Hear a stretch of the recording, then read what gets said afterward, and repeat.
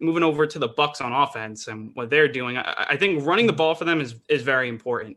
I mean, if Leonard Fournette can continue this and play well, and he's got 3 touchdowns, 14 catches, over 300 yards all purpose. If he could run the ball well and I think leave that pocket open for Brady, I mean, if he has time to pick you apart, it's at that point, it's good luck. I mean, and I don't think they're going to be able to run the ball, which is why I think the Chiefs will have some success. But if they can run play action, get Brady some time, I mean, he's going to pick you apart, boom, boom, boom, for sure.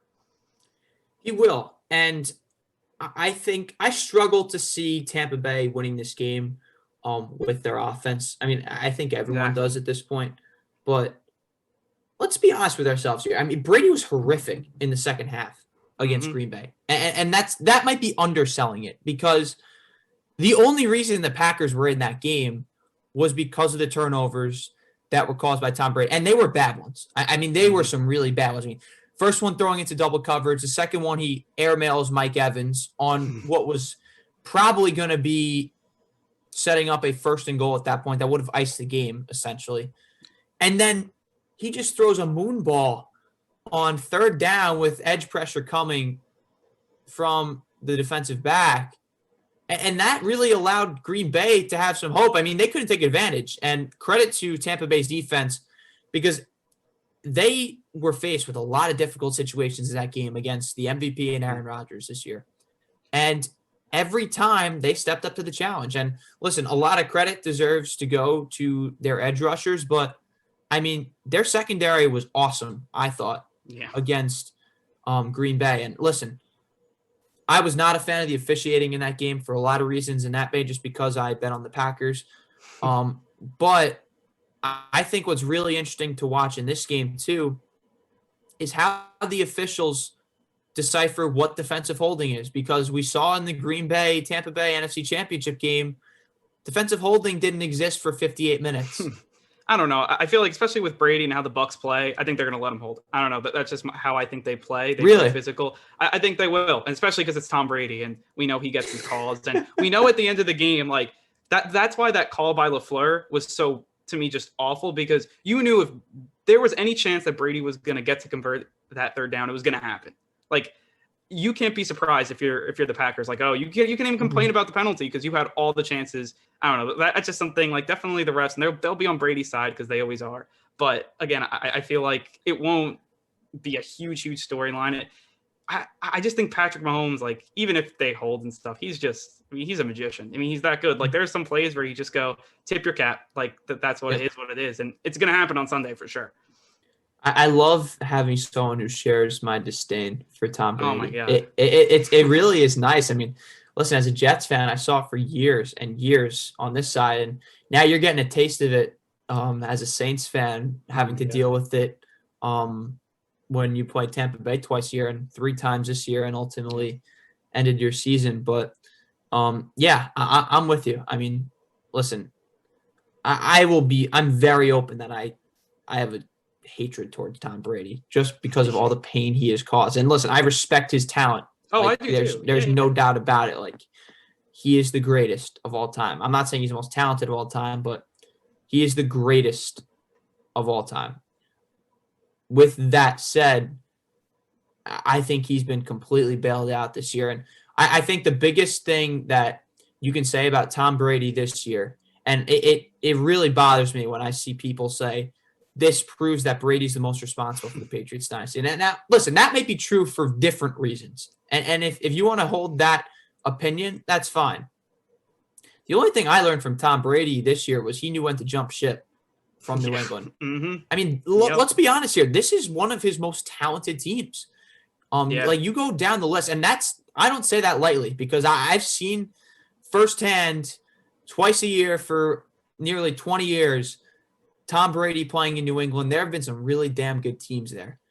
But this team, I mean, defensively, they're stacked from top to bottom.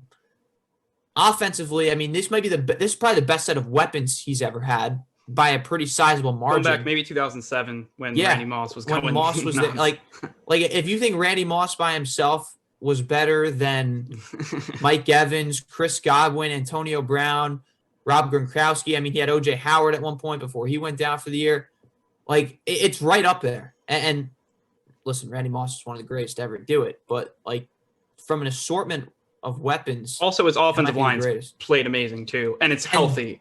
And that's the part that people don't give Tampa Bay enough credit for. Their offensive line has been awesome, especially in the second half of this year. I mean, the big emergence to me has been Tristan Wirfs. Yeah, I mean, he's been excellent.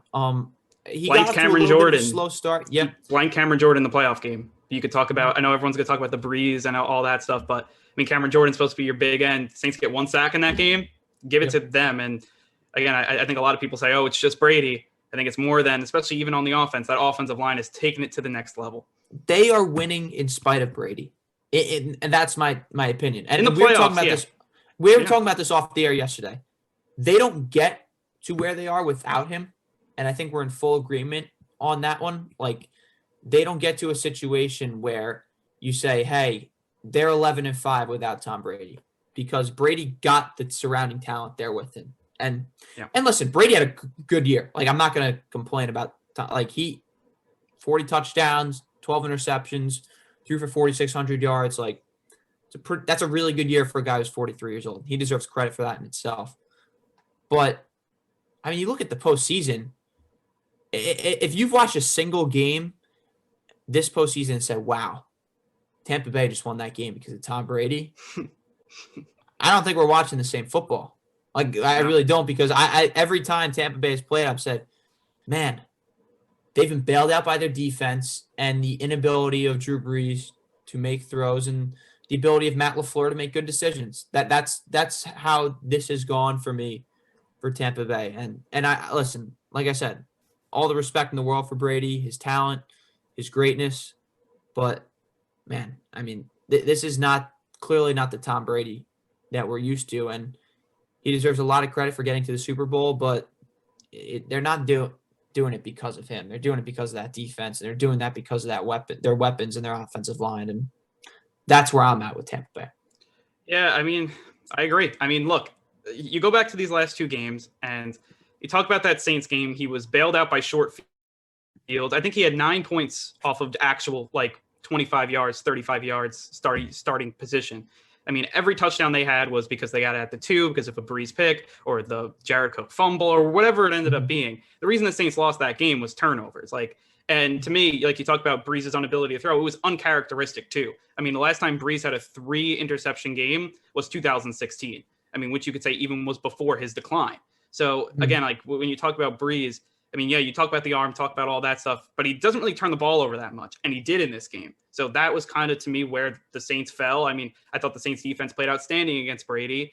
And then last week, I mean, you have Aaron Rodgers saying to the defense, go get me a stop, go get me a stop. They did it 3 times straight. And then Rodgers and Matt LaFleur couldn't score. So you give it to their defense. And that's just kind of where I stand. And maybe Brady's going to show us all wrong and he's going to outduel Patrick Mahomes. But when it comes down to it, he throws like 5 balls every game that are flutter balls that could be picked.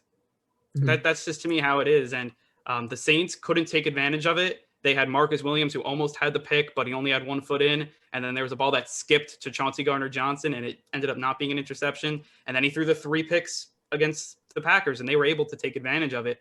That's just, to me, where he is. He's going to make some amazing throws, but he's just not at the same level. And I think the Chiefs will take advantage of it, and I could see that defense being opportunistic and getting Patrick Mahomes some extra possessions. Last thing before we go to headlines, quick. With all this bad stuff I'm saying about Brady, and I feel like I'm being extra harsh, and probably am just because of my feelings towards Tom Brady. As a Jets fan, I've been there. I've been through it all. But here's what I will say about Brady. We can complain all we want about him getting there in spite of what Tampa Bay's doing. It's pretty safe to say he outplayed Drew Brees. Yeah. And there's a decent argument to make that he outplayed Aaron Rodgers last week. And for that, listen, that's up for debate. But my point maybe on that is that Aaron Rodgers had a lot of chances to win that game, and he couldn't do it. And Brady was able to make a few big throws in the first half that won them that game. They got themselves in position to win that football game. And listen, part of that was because of their run game. Part of that was because of the way Leonard Fournette's playing. And part of that was because of the turnovers. But again, it was Aaron Rodgers making those turnovers too. Yep. So in that regard, Brady does deserve credit for getting to this spot and being good enough to get there. There's something to say about knowing what it takes to win. Usually not one of those people. But when Brady's done it for so long, and when he's getting to the Super Bowl about 40-something% of his career, it has to be mentioned. It really does. Oh, yeah. And that's where I stand on Tom Brady.